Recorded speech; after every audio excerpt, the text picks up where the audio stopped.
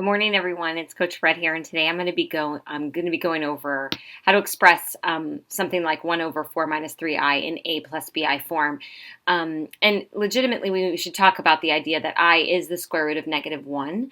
So you've been taught over your lifetime in math that you shouldn't leave a radical in the denominator. So because you have I, you actually have the square root of -1 in the denominator.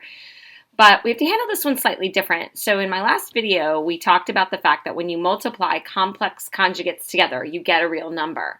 And so the goal here is to get a real number in the bottom so that we can separate this into something that will work in the a plus bi form. All right, so if I have something like this, 1 all over 4 minus 3i, to express it in a plus b form, I'm going to multiply by the complex conjugate. So the conjugate of 4 minus 3i would be 4 plus 3i. Now, remember, we've talked about the fact that when complex conjugates actually really look like the difference of two squares. So when you multiply them, you actually don't have to multiply all the terms. You just have to multiply the first to the first and the last to the last. Now, that's not true if they're not complex conjugates.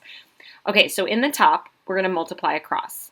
And 1 times 4 plus 3i is just going to leave me with 4 plus 3i. And in the bottom, we're going to multiply the first term to the first term, which is going to give me 16. We're going to multiply the last term to the last term, which is going to give me -9i squared. We're going to evaluate I squared, and because remember, I squared equals -1. So that's going to give me 4 plus 3i all over 16 plus 9, right? Because if this is -1, it will become -9 times -1, which is +9. All right, so now I simplify. 4 plus 3i all over 25. Okay, so to put this in a plus bi form, we want the real part on its own and the imaginary part on its own. So I'm going to split that up. I'll go down here. So that's going to give me 4 over 25 plus 3 over 25i. Now remember, that 25 does belong to both parts of that numerator. And so there is our quotient expressed in a plus bi form. All right, so we can make this a little bit harder if I put something in the numerator. So let's try this one. 5 minus 2i all over 4 plus 3i. Okay, so again, we're going to multiply by the complex conjugate, which will be 4 minus 3i. Now look at how slightly different that is from the one we just did. All right, now I'm going to do the bottom first just because I'd like you to, we know how to do that now. So I'm going to multiply the first term to the first term, so 16.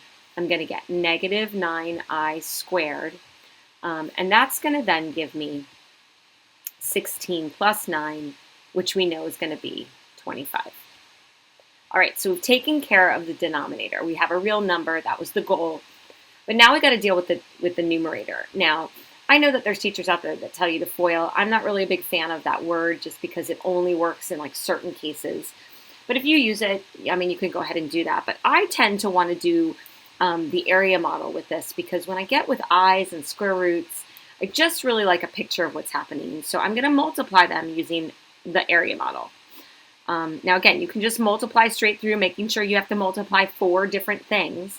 But using the area model, I'm just going to label the sides of the rectangle using the binomials. And therefore, I can multiply the area of each box. So this is going to give me 20, -15i, -8i, and then, let's see, plus 6i squared. And then while I'm here, I'm going to turn this into -6. Okay, and so that's going to give me, if I put it all together, that's going to give me 14 minus 23i. Okay, now to put that in a plus bi form, so I went from here to here, that's going to give me 14 over 25 minus 23 over 25i. And there we go. All right, now let's put all of these videos, all of these different things with imaginary numbers together. Why do we even do it? Well, because we have to solve quadratic equations that may give us some type of an imaginary answer or imaginary root. Okay, so let's put it together here. So here we've got 3x squared plus 10x equals negative 26. First, I want to look at it. I see that it's quadratic. Then I want to decide what's the best method to use to solve it. And since it's missing the linear term, meaning it's missing this guy, then it seems to me the best method would be to use the square root method. So to do that, I'm going to subtract 10 to both sides. All right, so that's going to give me 3x squared equals negative 36. I'm going to divide by 3 to isolate the square, and that's going to give me x squared equals negative 12. All right, now remember, we're not dealing with the principal square root here. We're solving an equation. So if I take the square root of both sides, I do have to remember that I'm going to have both a positive and a negative answer. Now I have to simplify negative root 12. Okay, so remember first, we really want to think about it like this. That's basically what we're doing. So the square root of negative 1, that negative we're going to pull out as I. And then 12, we can simplify into the square root of 4 times the square root of 3. So 2I root 3. And there are my two imaginary roots. Okay, and this does actually tell me something about the graph. Remember, we can't graph imaginary roots on the xy coordinate plane. So if I were to graph this quadratic, there's a lot I already know. I know that it opens up because the a term's positive, and I actually know it doesn't cross the x-axis because the roots are imaginary. So if I'm graphing something, I know it's going to look like that or something like that. And that's something that's important because I want to always be able to visualize what I'm doing, okay? All right, let's try this next one. Again, I think that the square root method here really looks like a good method because I have a binomial squared. I have no linear term. So I'm going to get rid of that 1/2 by multiplying both sides by its reciprocal, negative 2. And that's going to give me x plus 1 squared equals negative 10. Okay? And then I'm going to take the square root of both sides.